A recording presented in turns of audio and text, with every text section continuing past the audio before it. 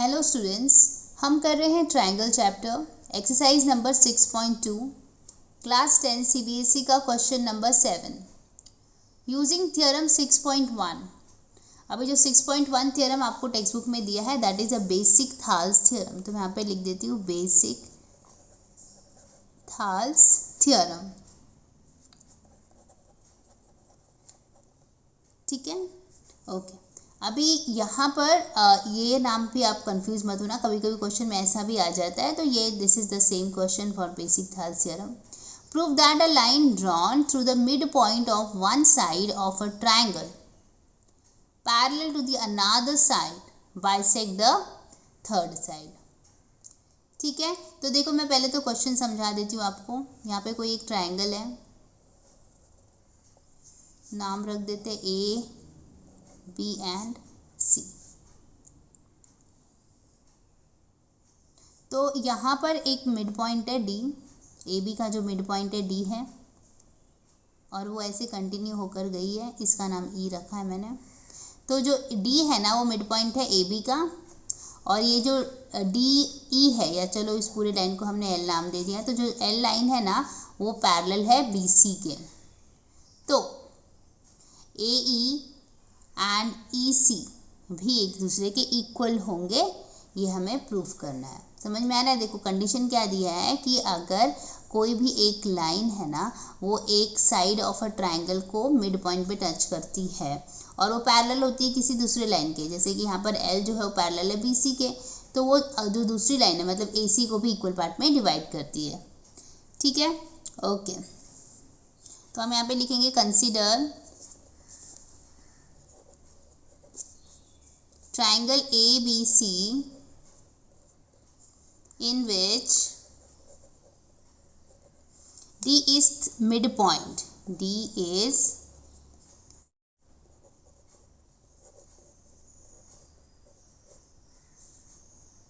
of AB, then AD upon DB जो है वो क्या होगा, रेशियो तो 1 ही होगा क्योंकि जब दोनों इक्वल है तो कट हो जाएगा, तो 1 ही आने वाला है। ठीक है, और क्या हम लिखेंगे, line L is drawn through D such that, हमने ये जो लाइन L को बनाया इस तरह से बनाई है कि वो BC के बराबर पैरेलल आ जाए, such that L is parallel to BC and meet AC at E। तो AC को कहाँ पर मिलता है, E पर मिलता है। तो अभी देखो बेसिक प्रोपोर्शनैलिटी थ्योरम हमको मालूम है कि अगर कोई ट्रायंगल में एक कोई लाइन बीच में जाती है और वो पैरेलल होती है तीसरी लाइन के, थर्ड वाली लाइन पे जिसको वो टच नहीं कर रही है, तो उनका जो रेशियो बनता है वो इक्वल होता है। मतलब A D upon D B is equal to A E upon E C. ये क्या है, हमारा बेसिक प्रोपोर्शनैलिटी थ्योरम है। तो हम यहाँ पे लिखेंगे बाय बेसिक प्रोपोर्शनैलिटी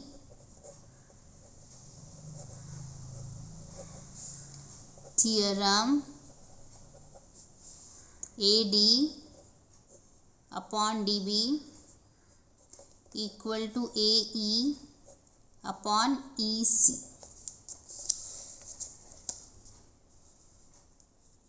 ठीक है, तो ये चीज़ अप्रूव हो गई। और देखो इक्वेशन 1 में हमने क्या लिखा था कि जो ए डी और डी बी है वो 1 है, तो अगर ये वाला साइड 1 है तो ये भी 1 होगा। तो हम लिखेंगे फ्रॉम 1 हमें क्या मिला कि भाई ए ई अपॉन ई सी जो है वो भी 1 हो जाएगा क्योंकि ये साइड इसका 1 हो जाता है।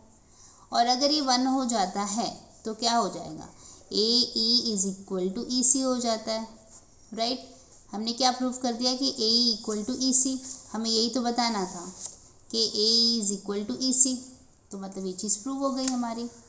ठीक है, ओके। हम यहाँ पे लिखेंगे हेंस प्रूव्ड, हेंस प्रूव्ड। ठीक है, सो यहाँ पे लिखेंगे so E is mid point of, E is mid point of AC, hence finally एक और हेंस डाल देंगे हम लोग, hence a line drawn through the mid point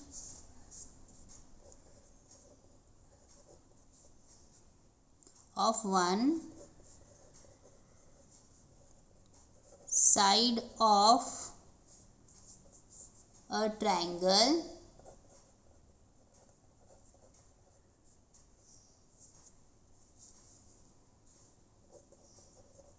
parallel to another side, bisect the third, bisects the third side.